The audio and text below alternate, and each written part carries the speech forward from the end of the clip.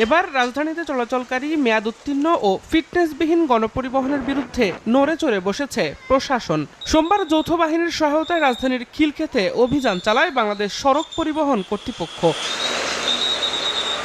এ সময় ফিটনেস সনদ না থাকা, ত্রুটিপূর্ণ হেডলাইট, অতিরিক্ত কালো ধোঁয়া নির্গমন, বিকল সিগন্যাল লাইট এবং হাইড্রোলিক হর্ন ব্যবহারের অপরাধে বিভিন্ন পরিবহনের বিরুদ্ধে আইনগত ব্যবস্থা নেওয়া হয়। গাড়ি ভাঙ্গা, গ্লাস ভাঙ্গা, গাড়ির কন্ডিশন ভালো না।